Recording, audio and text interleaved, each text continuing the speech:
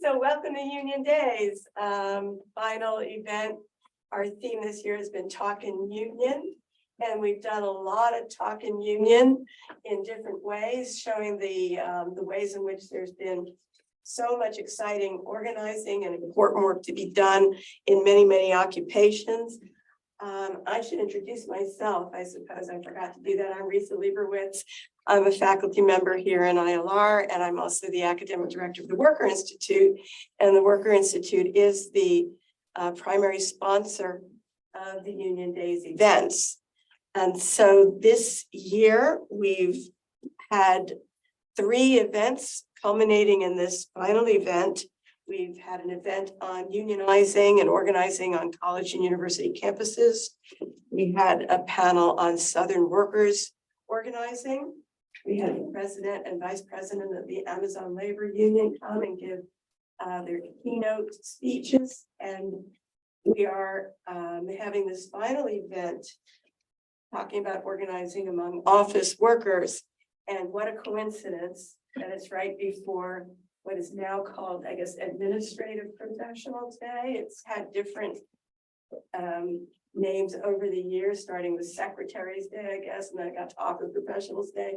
And so now we're talking about organizing office workers, and of course, primarily issues of gender in regard to that organizing. Before I introduce our wonderful guest speaker today, I also want to thank once again the dean of the ILR school, who's been very supportive of these events. And I want to thank our wonderful committee. And those of you, this is a small enough room where you can get up and say hello. If you're on the Union Days committee, get up and be thanked. All of our wonderful students. Danielle and Della, who have been on it, and I think not everybody's here, but Grant Moravec and Alejandra Quintero were on it, and so it's been a wonderful committee, and thank you all for doing all the great work.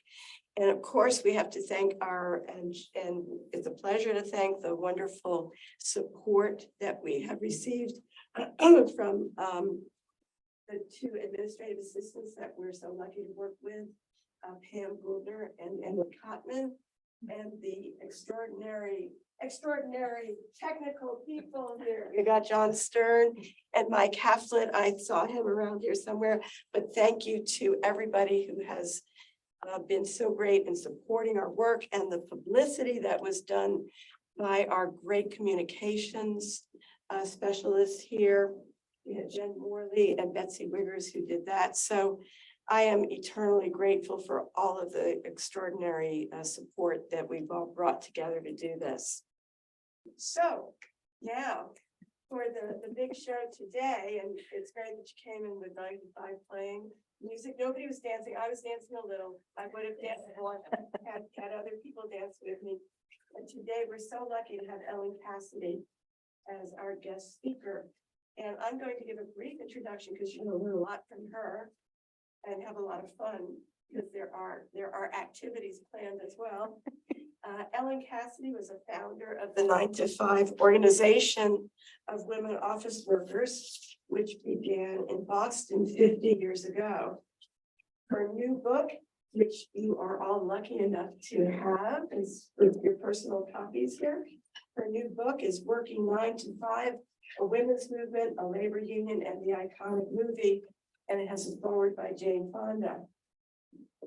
So some praise for her book, first from Liz Schuler, the president of the AFL-CIO, who calls the book a must read for any activist or reader in search of inspiration. That's not bad. That's not bad. There are a lot of them, right? And here's another great quote from historian Lane Wyndham, who calls it exactly the right book at the right time.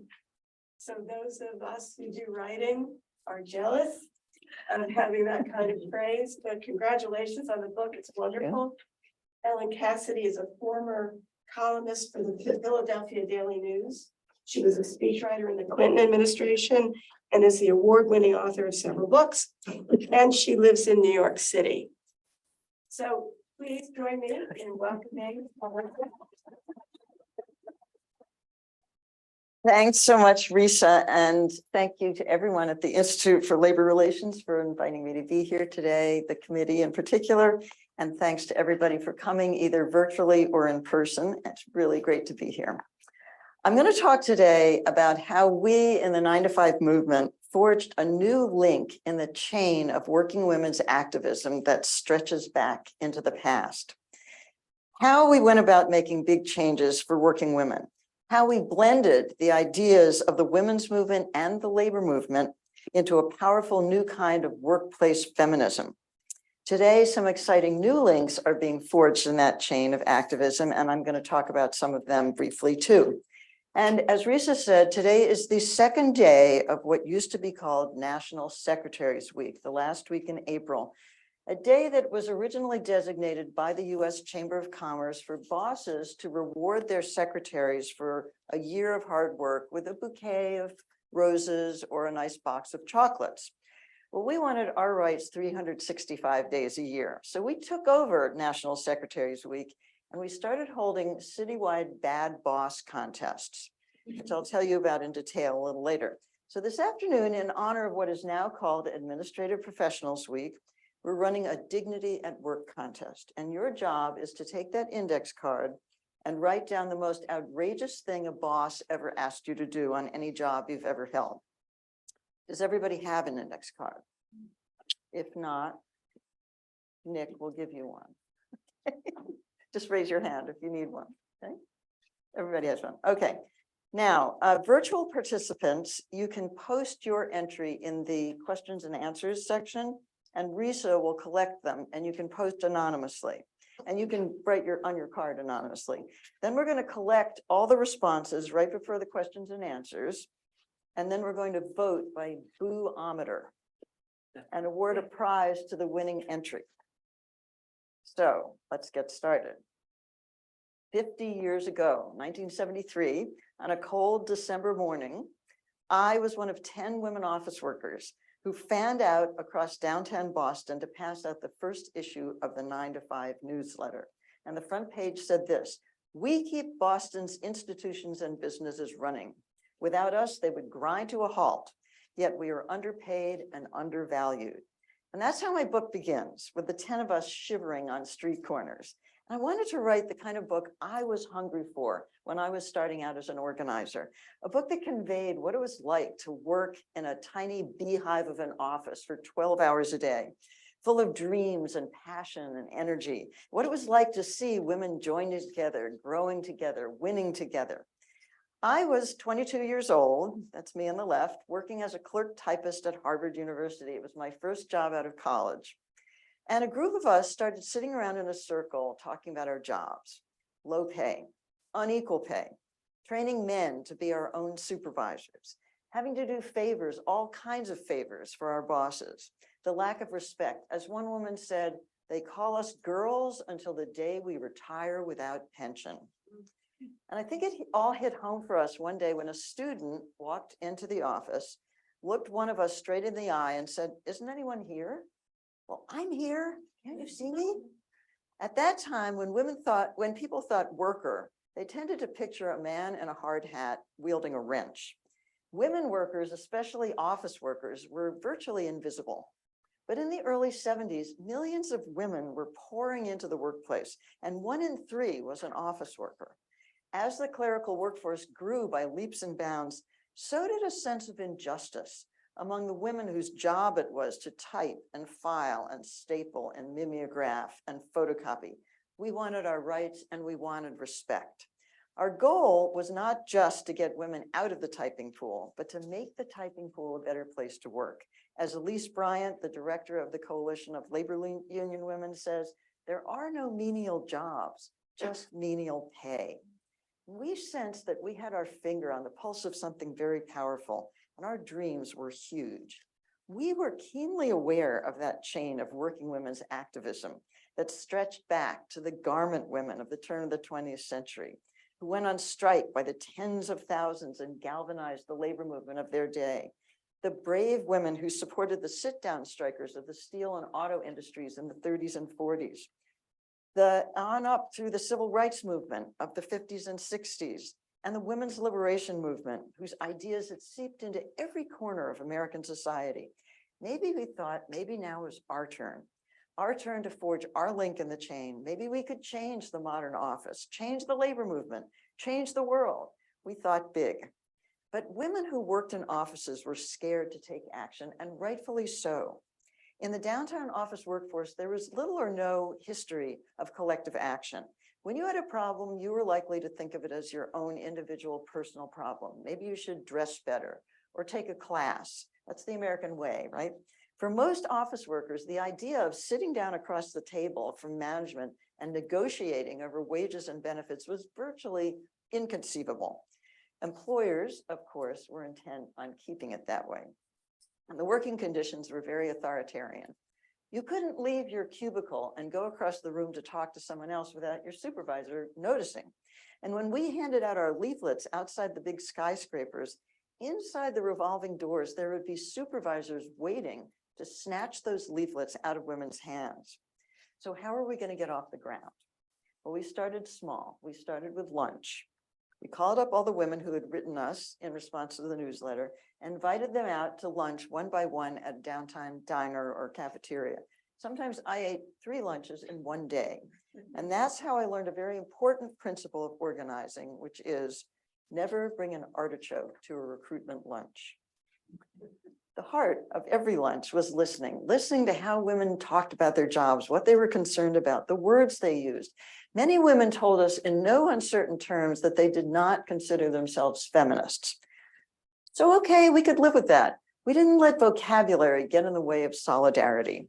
We created roles in our organization for all kinds of people, the bold, the shy, everyone in between. Some people were comfortable standing up and speaking in public. Other people's hearts started pounding when it was time to go around the room and introduce yourself. So they were the ones who brought the chairs or set them up, brought cookies, did research, or brought their friends. And it wasn't long before we called our first public meeting and our organization took off. At the time, we couldn't see the shape of what we were creating, the new form we were creating, or how powerful it would be. Our strategy as it developed had 3 prongs. First, we worked like crazy to get in the media. During National Secretaries Week, the TV cameras rolled as we confronted the boss who had asked his secretary to sew up a hole in his trousers while he was wearing them, and the lawyer who fired his secretary for bringing him a corned beef sandwich on white bread instead of rye. We called out the boss who handed his secretary a suspicious package saying, "This might be a letter bomb." And his next words? You open it. You open it, right. So don't forget to be working on your bad boss stories. The expression sexual harassment had not yet been coined, but that didn't mean it wasn't happening. Our view was that sexual harassment was an emblem of women's lack of power on the job, and that the more women joined together for equality and dignity at the workplace, the less sexual harassment would take place. And the guidelines we created for employers and women and male co-workers helped pave the way for the Me Too movement. So media attention was prong number 1, public embarrassment. The second prong was government action. We showed up en masse in the offices of the anti-discrimination enforcers and demanded they use their powers to the max to go after discriminators against women and people of color, and many did. The third prong, I guess you could call whistleblowing. We came up with safe ways for women to speak up and be heard without losing their jobs. And it all came together. Basically, we perfected the art of raising a ruckus. You could not avoid us. A group of people who've been unseen, unlistened to, started demanding the recognition we deserved.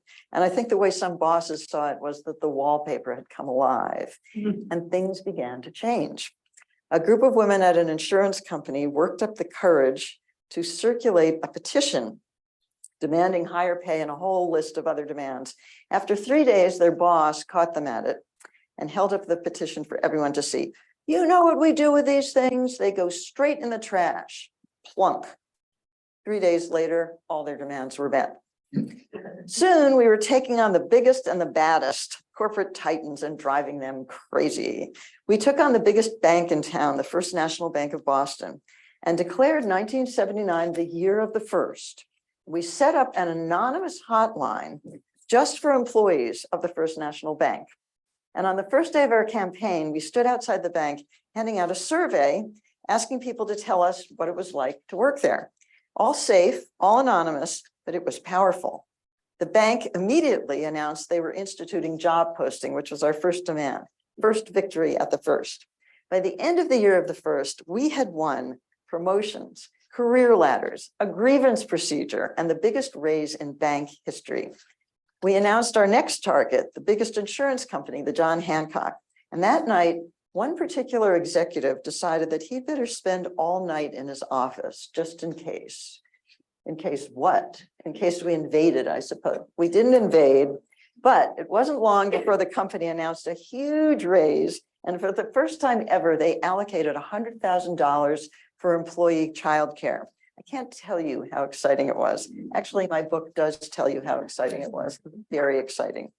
Women all over the country had the same problems and the same dreams. So we formed a national association with members in every state and chapters in dozens of cities. And we made a point of targeting cities with diverse workforces in order to build a multiracial organization. Baltimore, Cleveland, Atlanta. We placed a priority on building a diverse membership, leadership, and staff that would reflect the makeup of the clerical workforce itself. And that's something that didn't just happen. It took conscious work, and it's something I'm very proud of. Jane Fonda came to us and said she wanted to make a movie about the concerns of office workers. Needless to say, we were thrilled. She brought her team to meet with our members, and they popped a question that we had never thought to ask at all our recruitment lunches, which was, have you ever fantasized about doing in your boss? And there was a moment of stunned silence, and then the room just exploded because it turned out everybody had. The movie 9 to 5 was a huge box office success, and all those fantasies went right into the script. In the movie, 3 women get together, and as things develop, it becomes necessary to kidnap their boss, who the New York Times film critic described as a fine lunatic villain, a mini-brained tomcat. Once he's gone, no one actually notices. The 3 women bring in a slew of new worker-friendly policies like flex time and job sharing and a childcare center. And come to find out, with these new policies in place, the company runs better than it ever did before. Dolly Parton's toe-tapping anthem, which you just heard, Working 9 to 5, said it all. And it was our movement that inspired the movie. The movie, in turn, gave our movement a huge boost. After that movie came out, we had won the debate. And now it was time to consolidate our power. And that meant going national with our union. Over the past several years, we had become really skilled at using community organizing techniques to make big changes for women.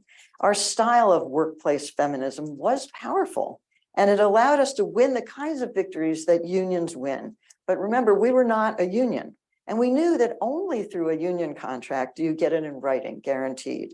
Workers and unions earn higher pay, they have better benefits, and they have a say over working conditions.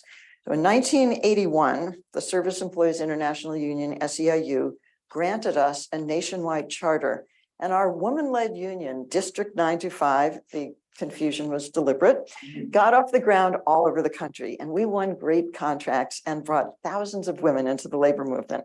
And one of them was Carol Sims in Cleveland. I'm going to show you a couple of minutes from the documentary called 9 to 5, The Story of a Movement, which is on PBS and Netflix. If you haven't seen it, you should check it out. And here is Carol. One minute. All right. I worked at the corporate office, which I always called it the big house, because that's where all the bosses, the president of the college, the assistant, everybody was there. You could not talk about the union at all. That was a no-no. 925 had a demonstration right outside. All my team of workers, they were all looking out the window like,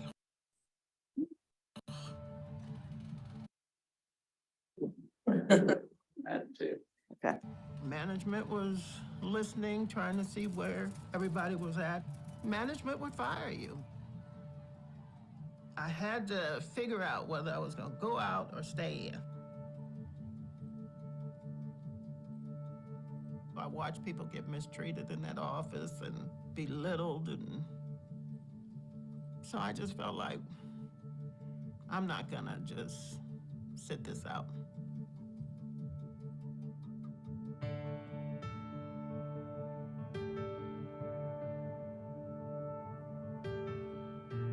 I just decided this is something I have to do.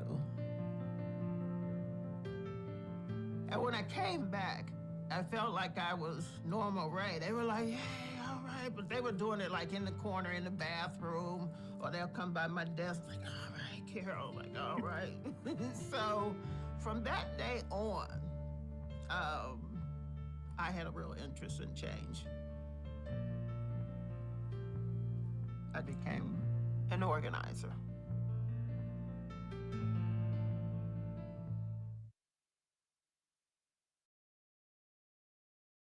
Not just SEIU, but other unions too invested new resources in organizing women workers. And they discovered that union drives in woman-dominated workplaces, especially those with a high percentage of Black women, were more likely to succeed. And that was a surprise to those who early on had told us to forget it. Women couldn't be organized. They could be, and they were. Just like every union in the 1980s and beyond, though, we encountered ferocious opposition. Clerical workers were bound and determined not to put up with unions. They tried every trick in the book, legal and illegal, firings, captive audience meetings, moving out of town, intimidation. And in response, we came up with some pretty clever tactics of our own. At the University of Washington in Seattle, what turned out to work was making Tampax machines a major issue at the bargaining table. Yes, we did want more Tampax machines at the work site, but the real reason we kept talking about Tampax was that every time we used the word Tampax, the management negotiators got so flustered that some of them had to leave the room. So we won a great contract. So what did we achieve and what remains to be done? Issues that used to be considered individual matters are now matters of policy, corporate policy, union policy, government policy. Pregnancy discrimination is illegal today. Sexual harassment is illegal. We have the Family Medical Leave Act. We don't have help wanted male and help wanted female ads in the newspapers anymore. Managerial jobs are now increasingly open to college-educated women. Within the labor movement, women have risen to the top, including Liz Schuler, the first woman president of the AFL-CIO, and many more. And these women have helped to push the labor movement to prioritize not only pay and workplace safety and benefits, but also issues like flexible schedules, paid sick time, minimum staffing levels, mental health, sexual harassment. But as we know, it can be harder to be a worker today than it was 50 years ago. Low-paying dead-end jobs are still with us, and women and people of color are more likely to be stuck in them. Some women and some people are working 2 or 3 jobs just to put food on the table. Fewer people have benefits, pensions, paid vacation, paid sick time, regular schedules. There's computerized monitoring and a relentless pace of work. The gender gap is stuck at 82% and much worse for women of color. The good news is the new wave of labor organizing that's taking place across the country. Support for unions is at its highest level in generations. 71% of Americans now support unions. We're hearing new voices and seeing new tactics, a blend of the traditional workplace by workplace elections, plus the more freewheeling public and community approach that we helped to shape early in the 70s. And I think that blend is where the future success of the labor movement is going to be found. We see the barbecues run by the Amazon workers, the sip-ins at Starbucks, coworker.org, which can help you start a union if you don't have one, one fair wage for tipped workers, the National Domestic Workers Alliance, and 9 to 5 is still reaching out to women in every state. These are the people who are forging today's links in the chain. In conclusion, while I was doing the research for the book, I opened up a box of old papers and I found this little clipping I had cut out of a newspaper or magazine. And it said this: through our great good fortune, in our youth, we were touched with fire. And that's what it was like for me and for so many of us in the working women's movement. So I have to say, I do have hope for the future. Just as we 9-to-5ers were inspired to break new ground by those who came before us, my hope is that those striving for fair treatment and better work today will draw inspiration from what we did, learn from 9-to-5, but then go on to forge their own path, their own link in the chain. So thank you. And now I'm ready for your comments and your questions, but first I'd like you to pass your index cards over to this side, and then we'll do the questions, answers, and then the Dignity at Work contest.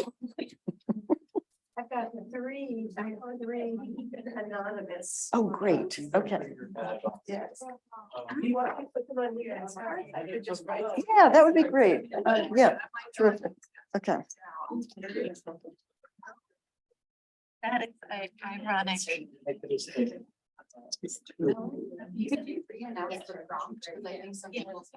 Great. Okay. On the index card, what I'd like you to do is write down the worst thing you were ever asked to do by a boss. And then we're going to read them all out anonymously. We have 2 judges here who are going to pick 4 finalists. And then we're going to vote by boo-ometer. And the loudest booed person gets an extra book to give to the friend or boss of your choice. So, comments and questions. Yes, Della. I have a question. You were talking about like prioritizing and making sure that your leadership team was as diverse as the workers that they were representing. And I was just curious if you could elaborate on like what strategies or practices you all used to make sure that that was the case. Sure. Did everybody hear that? Do I need to repeat? It's okay. Okay. Yeah, so the first thing was that in Boston, the clerical workforce was almost entirely white. It was like 95, 98% white. And women of color showed up in those skyscrapers at 5 o'clock to clean them. But behind the typewriters, no. So we realized pretty quickly that if we were really going to make progress on building a multiracial organization, we were going to have to expand. And we picked out cities that had a diverse clerical workforce, like Baltimore, Cleveland, and Atlanta.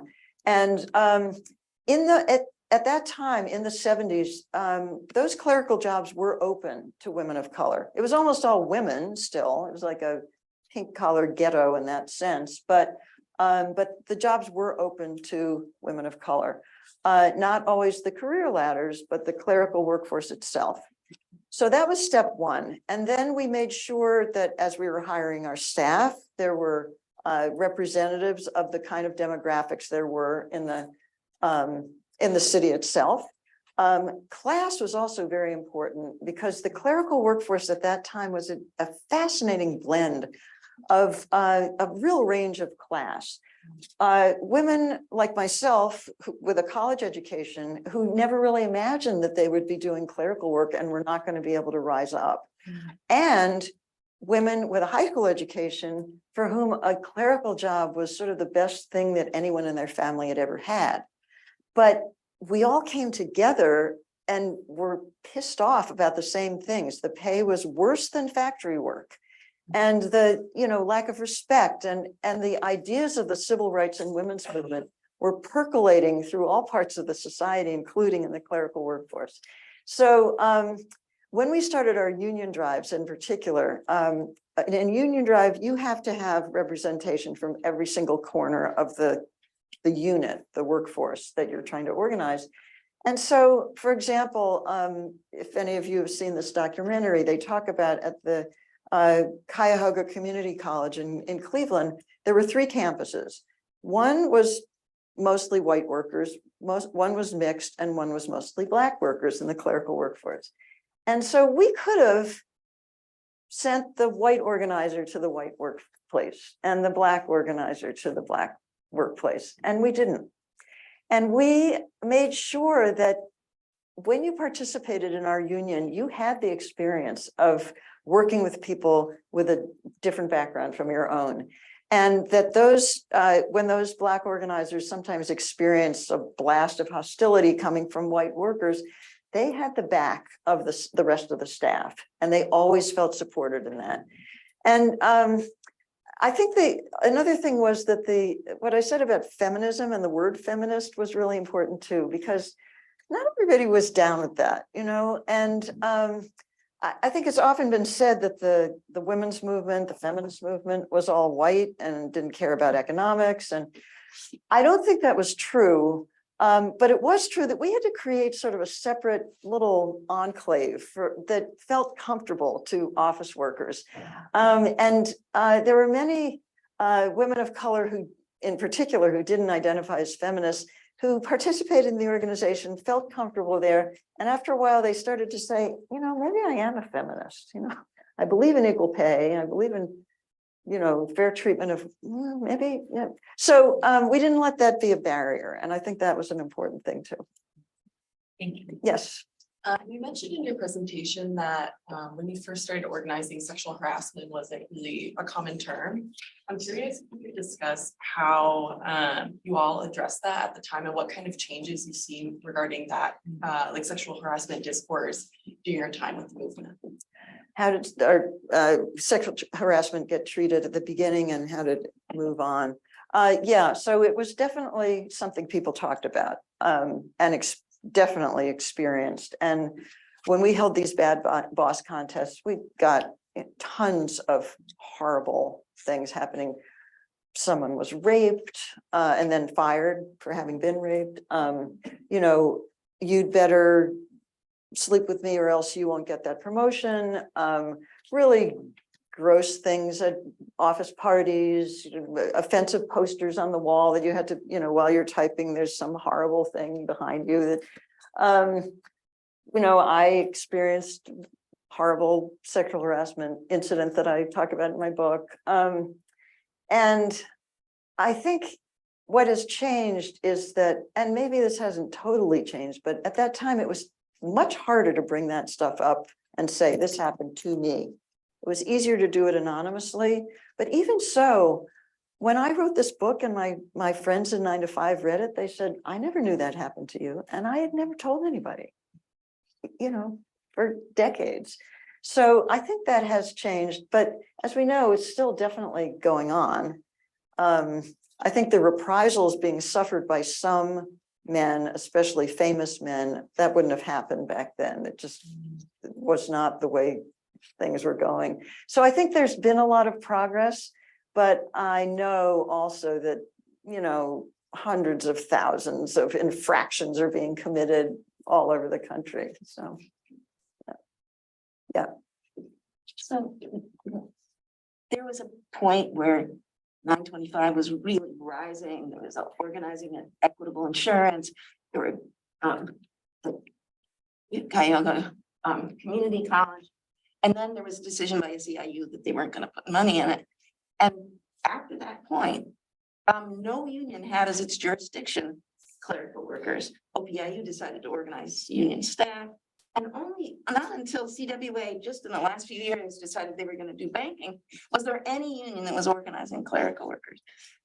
Can you talk about, why and what is it going to take to get this huge workforce? I mean, I think about the Justice for Janitors campaign and why weren't the clerical workers in those same office buildings being organized? Yeah, great question. These are the big questions, right? Where to start? Well, first of all, public clerical workers have long been organized. So that's a basis. And then there are places where, like in school systems, where the teachers are organized, sometimes the school secretaries also are. So to some extent, there's been sort of a seeping out. Then there have been huge organizing drives with AFSCME and other unions at UAW at universities. And in fact, I think something like a quarter of UAW members are now university workers, and they're grad students and lab workers and clericals and so on. So it is happening, But we thought that most of the organizing, union organizing, was going to take place in those big banks and insurance companies because they were the most like factories. And so the working conditions were the same that had inspired industrial workers to organize. So why wouldn't it happen there? It's a bit of a mystery. I think has a lot to do with the gender of people being organized. But sometimes, and I think it also has to do with unions just not being willing to take that jump and say, this can happen. We're going to really put resources in. For example, the Justice for Janitors campaign that you mentioned, that the Service Employees Union that funded us, they put tons more resources into that. And that was in the same buildings, the same downtown office buildings. And here would be cleaners who were immigrants. They were illegal. They had so much to lose. They could be deported. They had no margin for, losing pay during a strike, whatever. They were willing to join the Justice for Janitors campaign. And clerical workers were much more hesitant to just like throw themselves in and say, okay, we're all in, we're doing this. And part of it was that the genius of the Justice for Janitors campaign was they didn't go building by building or workplace, by law office by law office. They went the whole city. Okay, LA's janitors are going to organize now. And that, huge marches came out, and the scale of it just swept everybody along, both workers and employers. And employers had the comfort, the cushion of knowing that their competitors were going to have to pay the same wages. So they weren't going to be, at a disadvantage for having unionized. So I think it's partly cultural, it's partly gender, it's partly racial, probably, with a higher percentage of workers of color more likely to organize. It's partly that those clerical employers were really prosperous. They had tons of money and they spent it on union busting campaigns with the highest level lawyers and consultants and so on. It was really effective. So when we first got started, we went around and we talked to all these union officials, most of whom were men. And they said some really choice things like, hey, organizing office workers, that's a really good idea. And if I could get a girl in here to do my typing, I'd be out there with you doing that. It wasn't exactly what we were looking for. And there was worse, it was like, so, but I think today, a few months ago, I was back in Boston, and the Greater Boston Central Labor Council organized a holiday party for women labor leaders. And they had this room, is bigger than this one. It was packed with women labor leaders. And back in my day, you could not have filled a room. You couldn't have counted on two hands women labor leaders. So something has changed. And my hope is that the office workforce, which has undergone all kinds of other kinds of changes, technological and so on, that it will undergo this change as well. Others? There are questions on there. Oh. Are there questions? These are, I think these are the. Oh, these are the entries. Oh, Okay. right. Okay, I think we're ready for the Dignity at Work contest. So I need all the cards, and then I'm going to divide them into two packs, and you're going to pick your four favorites. Okay, and you added yours. Okay, this includes the people who are with us remotely. Okay, this is a good one. They scheduled me to Clopen, close the restaurant at 11 p.m., then be back to open it again at 5 a.m. I was asked to pull a fork out of a garbage disposal.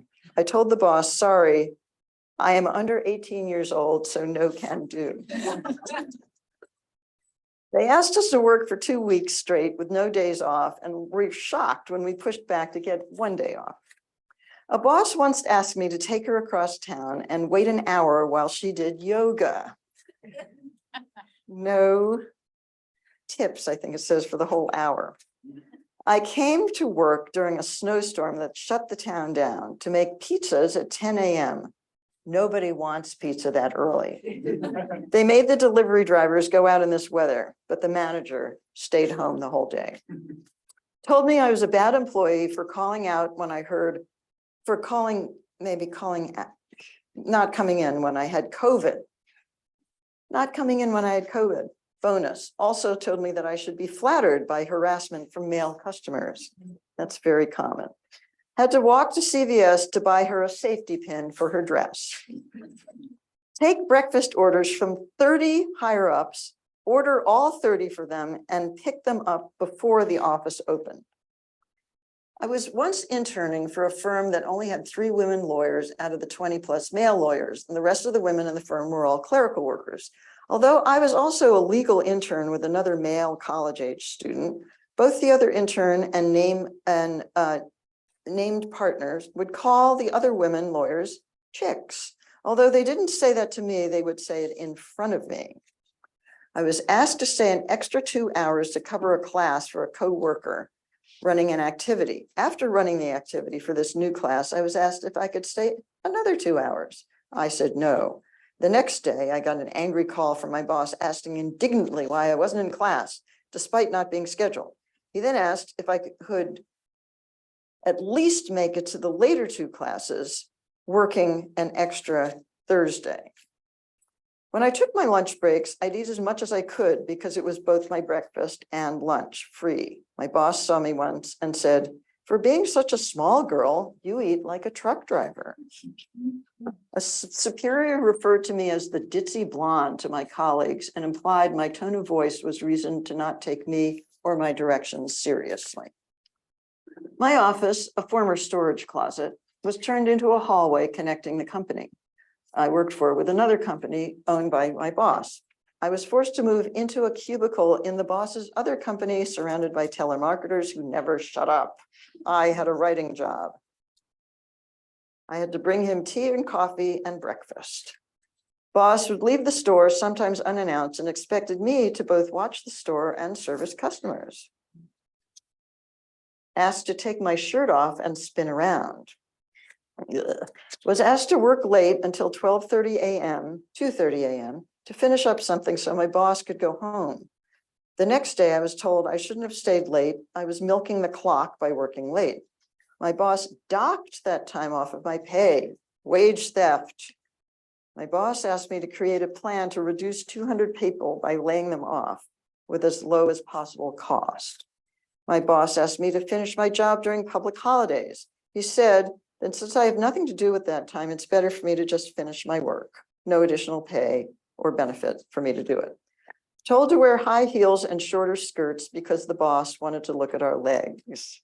Work night and day over 4th of July weekend to start and finish a 20-page report on a deal I had little knowledge about. In a restaurant, keep walking around to the stations when there were no customers. As a 16-year-old camp counselor, I was asked to take a group of 12 second-year-olds on a mini golf field trip on my own. It was the 3rd day of camp. I was alone with them and I had no other information or instructions. Request from a boss to commit fraud. Working as a recruiter, was asked to use an internet plugin to get the emails of a competitor and then send out routine emails until they responded. It felt invasive to the people who were unwittingly receiving the emails, I'll say. My boss told me not to participate in my labor union strike.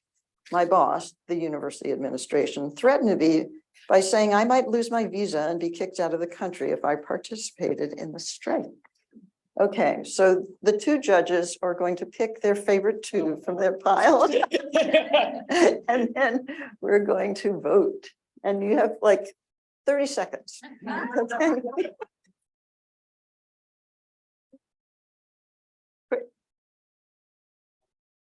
And pick your own. That's right.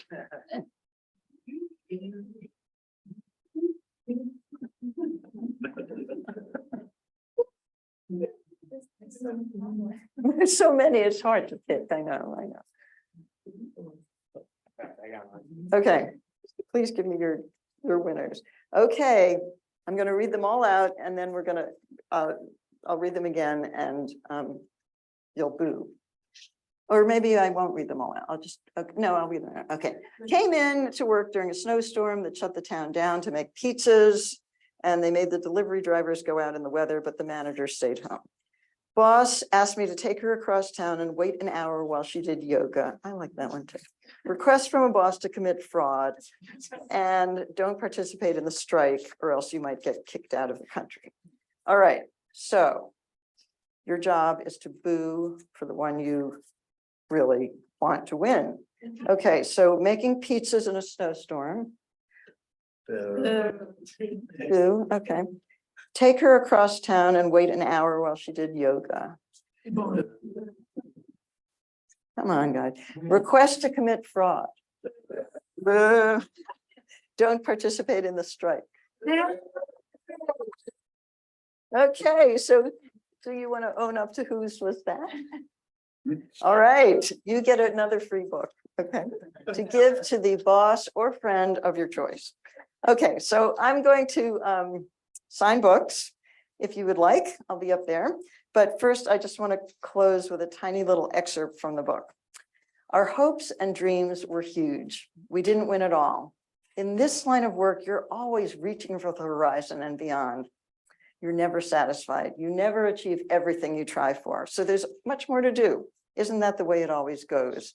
There's an old labor song that says, freedom, freedom is a hard-won thing. You've got to work for it, fight for it, day and night for it, and every generation's got to win it again. Thank you.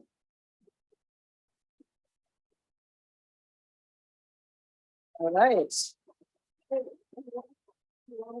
Questions if there are. If there are more questions, sure, yeah. No, please give me these because I collect these. I have a whole collection of them. Thank you. Yeah, if other people have questions, this is a good time to ask them. You know, I do. Oh, okay, well, let me rush right over. I wonder in the organizing you've done, where you found the biggest allies in support of the work you were doing.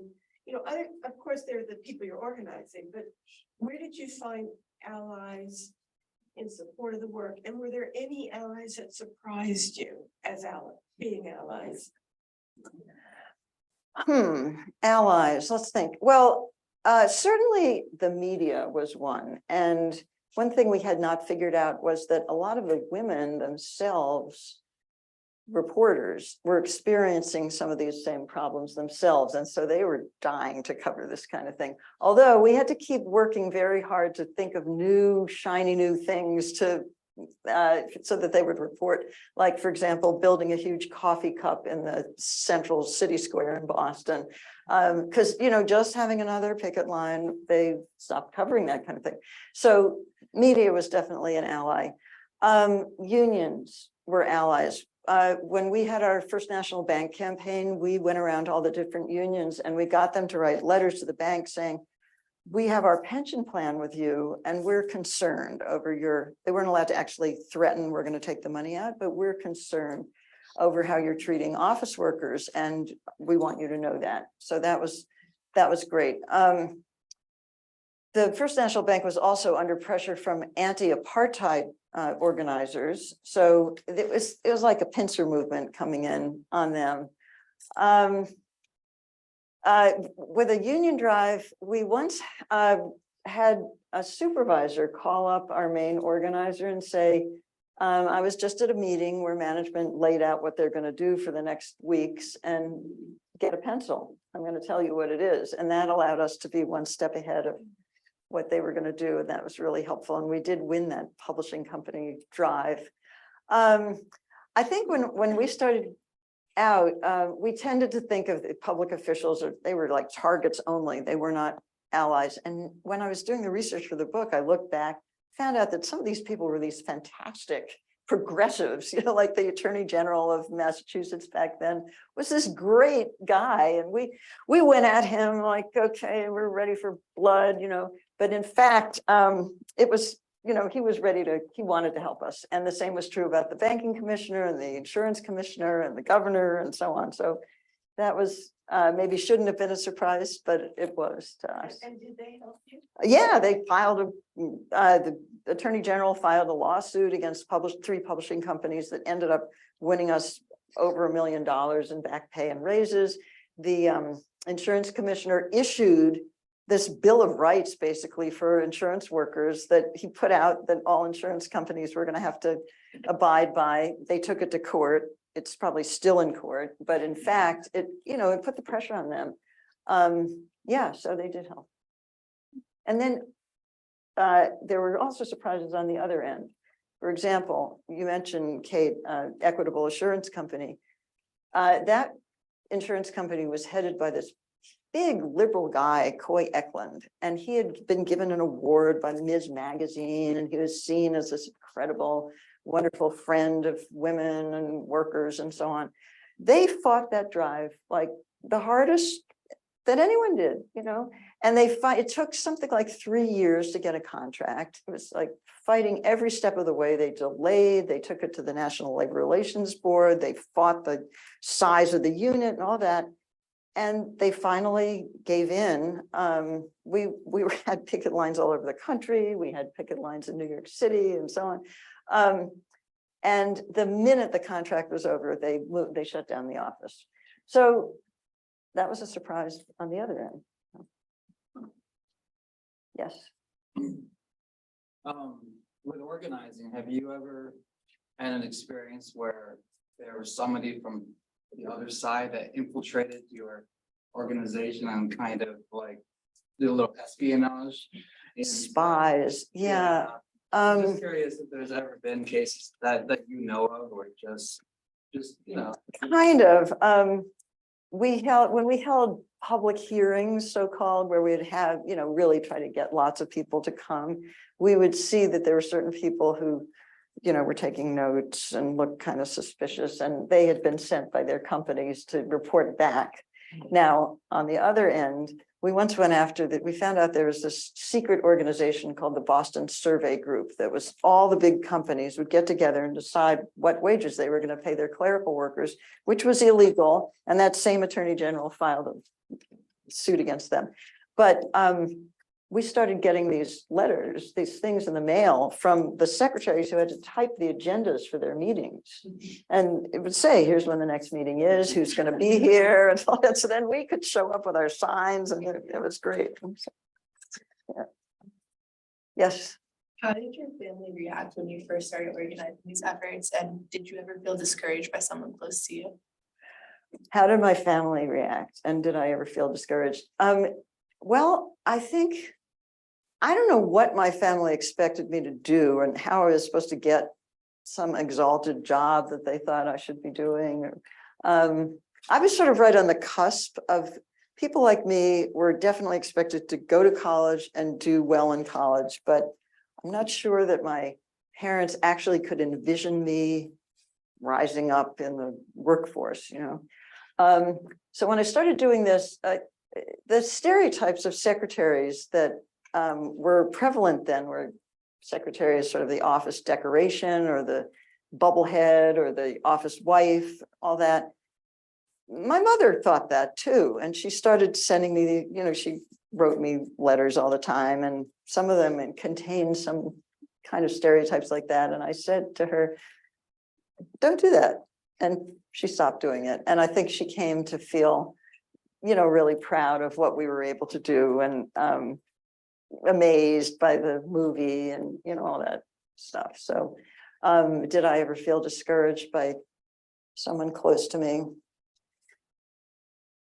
I think organizing is hard, and working in an office for 12 hours a day is hard, and keeping going when getting through that pile of 50 phone calls and people are hanging up on you and saying they don't care and all that. It's hard, it's discouraging. And you need somebody who's able to, and we egged each other on, and that was what was so great. So there was plenty of discouraging things that happened, and we had to just, listen and let go of our assumptions. Oh, I guess that's not going to happen, but maybe there's something over here that will happen. And it really helped to be part of a group in doing that. Yes. I think in organizing, especially in uncharted waters, as you were oftentimes early in the campaign, there's a lot of like swallowing concerns or doubts and projecting a confident face. Can you think of a time early in your campaign, maybe a moment where you stepped back and said, okay, we've really got a winner here, where you sort of saw the campaign take shape? Yeah, that happened over and over again. I tell a story in my book about organizing the publishing industry in Boston, and the industry was second only to New York's publishing industry. It was big. There were textbook publishers and trade publishers and magazines and so on. Unlike some places, everybody knew each other in the industry. And so I went in and the Boston Globe Book Festival was going to be held. And I thought, this is a great opportunity for us to get the word out. And I suggested to my little group, let's put up a picket line. So there's this like dead silence. Everybody's looking at each other. I thought, oh, I guess they don't want to put up a picket line. So someone said, why don't we rent a table at the festival? I thought, that's so mild. It's so nothing, what are they talking about? They probably want to work with management. So we had a table. People were thrilled to staff the table. Like everybody signed the pages. And I think, oh God. And it really taught me something. And I had to I was really nervous that this was all going to just fizzle. But I watched those women get it together, and they proceeded at the pace that was right for them. And they had their table, they got tons of names, people signed up on the sign-up sheet, and they went on to file lawsuits and start union drives. And they soared way ahead of some other people who I thought, who maybe started out were a little more bold at the beginning, but they really knew what they were doing, or they figured out what they were doing. And it taught me a lot. Yeah. One more, Risa. One more. So I was thinking about the change in technology, and I'm thinking about like when I started here on the faculty, there was one administrative assistant who would work with maybe like three faculty members, and now the administrative assistants each work to support maybe 10 to 12. And to some extent, that's a change in technology. To another extent, it's simply a speed up and an increase in workload, and the speed up partly being that everybody thinks, oh, well, it'll just take a minute because it's so quick to do. And so that seems like such an important aspect of organizing now, that issue of the way that technology has become sort of a new an increased oppressor. And then on the other hand, there's the paternalism in this relationship, certainly in universities, very paternal relationship where you have the different people working in different departments. And so it becomes very, it's like the organizing against the working conditions becomes difficult because of that relationship. And that seems like something that's ongoing. And I wonder if you could talk about those two aspects. Yeah, I mean, we did a lot of research and surveying about the emergence of new technology. And we never took a stand against it. Like nobody wanted the days of whiteout and correction tape and mimeographing and scraping the little thing off the mimeograph sheet. Nobody wanted that. And people were glad when bosses learned to do their own typing. That was good. And the fact that you didn't have to, if you made a mistake on a letter, you didn't have to throw it out and start over again. You could use, word processing. All this is good. But what wasn't good was that all too many clerical employers use the influx of new technology just to improve the bottom line rather than make the the place work better and make work life better. And there's so much potential to use technology to really improve people's lives, work lives. And that really has not happened. And the Communications Workers of America have done great work on looking at these call centers and how monitoring, computerized monitoring is used. And, you've got 3 minutes to cover this call. And if you go another minute, you get docked, and it's horrendous. You can use technology to make people's lives totally miserable.